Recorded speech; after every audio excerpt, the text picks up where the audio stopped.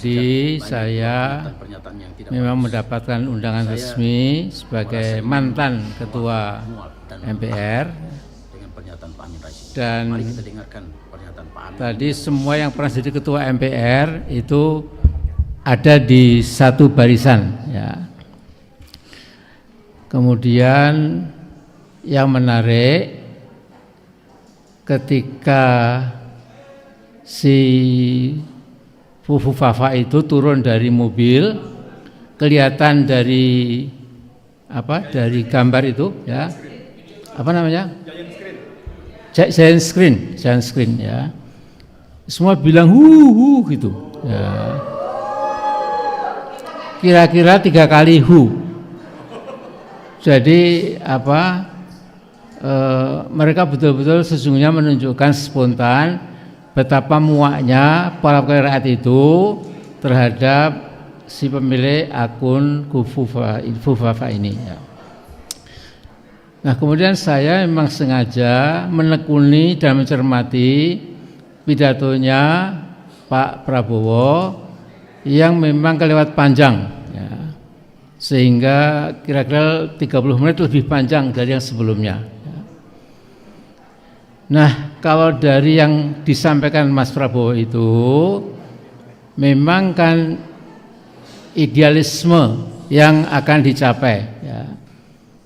Berpijak dari Pancasila, kemudian mengingatkan negara kita negara kaya, lantas kita punya warisan dari tokoh-tokoh bangsa sejak Bung Karno, Bung Hatta, yang itu perlu kita kobarkan kembali. Bangunan yang luar biasa buat negara dari ini. Segi itu, dan inilah dari hati kita yang kalau sudah kotor terkontaminasi dengan keiri dengki ya begini. Pak Prabowo mengagetkan karena hafal kita semua akan bangun Indonesia menjadi baldatun thayyibatun wa rabbun ghafur itu, ya. Jadi tentu tepuk tangan membahana juga, ya.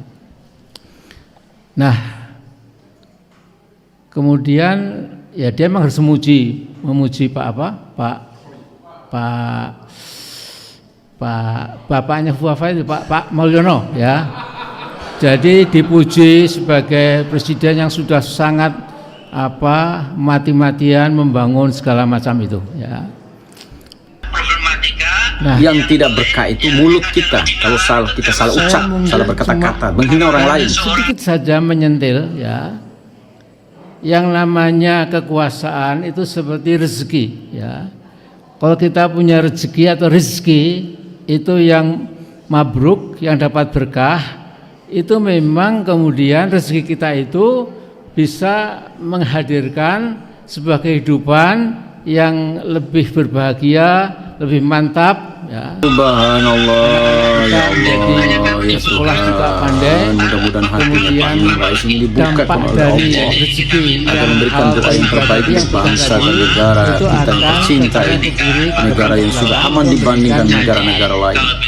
Sebaliknya, kalau rezeki tidak berkah, itu mesti menimbulkan problematika yang pelik, ya, yang kadang dinalar itu tidak masuk akal, ya.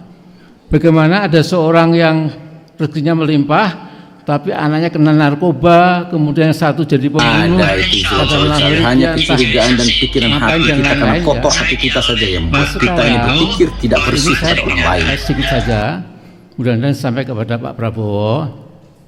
Selama Gibran masih nongkrong sebagai wapres, sampai kapanpun tidak pernah dapat berkah dari Allah SWT.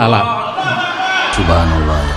Hanya akan menimbulkan, maafkanlah orang-orang hebat petaka lebih lama yang lagi ada di negara kita. Nah, jadi kita minta atas nama kita semua, tolong diperhatikan Pak Prabowo selebar-lebarnya. Jadi kalau bisa setelah ini itu segera diganti, lupakan sama sekali, ya.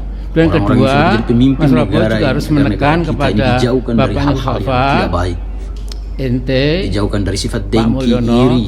jangan lagi mencawe-cawe terhadap Kita hanya bisa kebijakan berdoa saya. seperti ini. Kalau dilakukan, insya Allah yang diidealisasi, digambarkan secara ideal oleh Pak Prabowo itu pelan-pelan jadi kenyataan. Tapi selama si Jadi kami merasa sedih bocah dengan cilik ini pernyataan ya, Bapak yang begitu yang nggak pernah baca, suka menghina, nggak pernah suka mengisi menghujat. otaknya dengan ilmu Tapi dan mudah-mudahan lain-lain, hatinya Pak Amin ini dibuka yang berpikir kemewahan, kemudian kembali sadar seks and sex bahwa and sex pentingnya again bersama again untuk and again membangun ya. negara kita Saya yang kira itu tercinta. Allah murka ya. Nah, jadi saya kira itu saja Terima kasih. ya, supaya Assalamualaikum kalau warahmatullahi wabarakatuh. nanti didengar kita